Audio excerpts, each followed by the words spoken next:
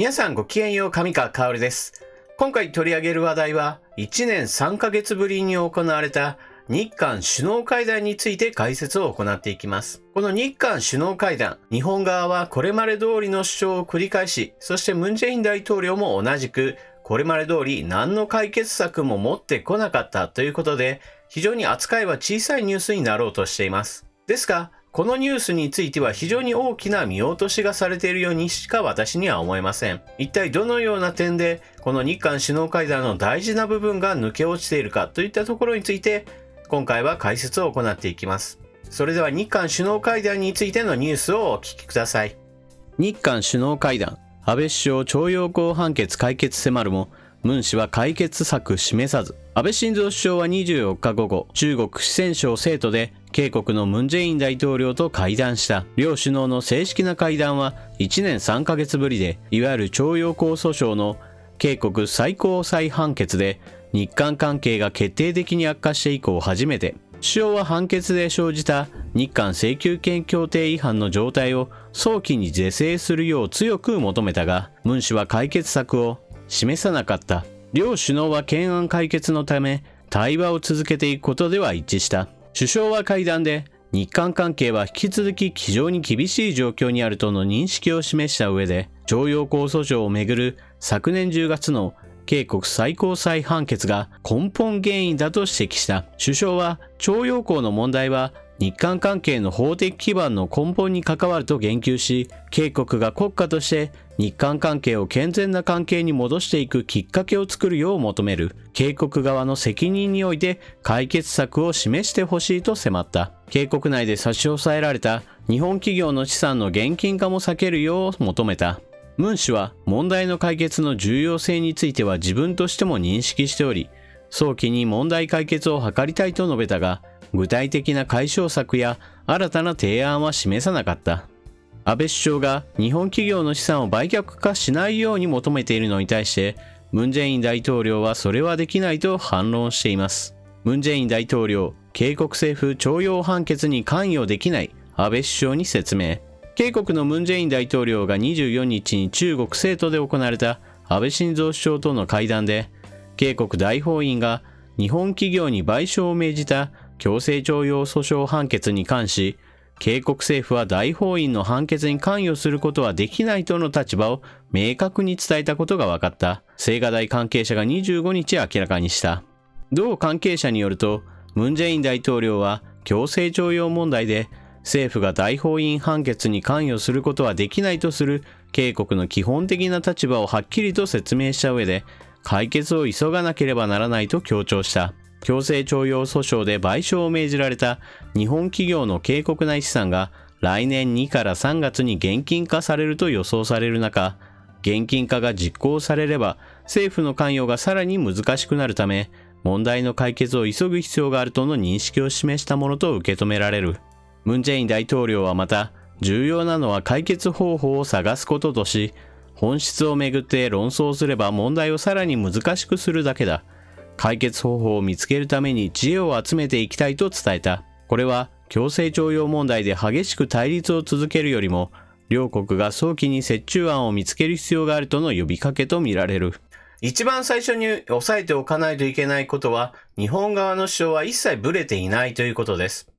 これは日韓首脳会談が行われる前、菅官房長官がすでに会見の場で述べていました。問題解決するのはあくまでも警国の政府の問題であり、日本側の問題ではありません。そして実際にムン・ジェイン大統領を前にしても安倍総理は同じようにして主張を繰り返しました。問題解決すべきはあくまでも警国の責任であり、日本側が何かをする話ではありませんよ。ムン・ジェイン大統領、あなたがしっかりと物事を解決してくださいということを、これまで通りと全く同じことを繰り返したのです。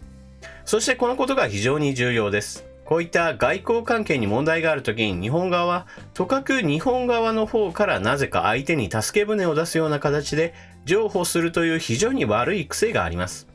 今回日韓関係がこれほどこじれている中において、しっかりと日本側の主張を一切曲げずに、相手側にこそ問題があるのだということを言い続けるのは、この姿勢は非常に正しいことです。一方でムン・ジェイン大統領はこの問題に関して一切解決する気がないのは明らかです。2つ目の記事で明らかなように、ムン・ジェイン大統領は、あれは司法が判断したことだから、政府としては一切手を出せないのだということを言っています。ところが現実問題においては、国内法と国家間の約束というのは一つ次元の違う話です。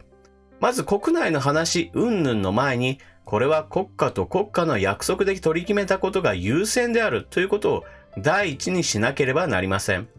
しかしムン・ジェイン大統領はその問題に関して一切自分の責任ではないかのように振る舞っています。1965年に結ばれた日韓請求権協定、これをないがしろにしているのはムン・ジェイン大統領なのです。この日韓請求権協定に基づいて考えれば、大法院の下した判断というのがそもそも国家と国家の約束をないがしろにしているので、無効である、行政的にはこれを受け入れることができないと本来であれば言うべきなのです。そして国民の前に出て謝罪すべきなのです。日本側からお金をもらっていたにもかかわらず、被害者と呼ばれるような人たちに一切渡さずに政府のお金として着服していました。しかもその着服して経済復興を行ったにもかかわらず、近年においてはその記述についても歴史の教科書から消していました。これはまさに政府の悪行なのですといったことを白状すべきなのです。もちろんそのようなことはムン・ジェイン大統領には決してできません。つまりこの問題はムン・ジェイン政権の間は一切解決しない出来事なのです。ですから解決しないことが分かっている以上、安倍政権が言うべきことは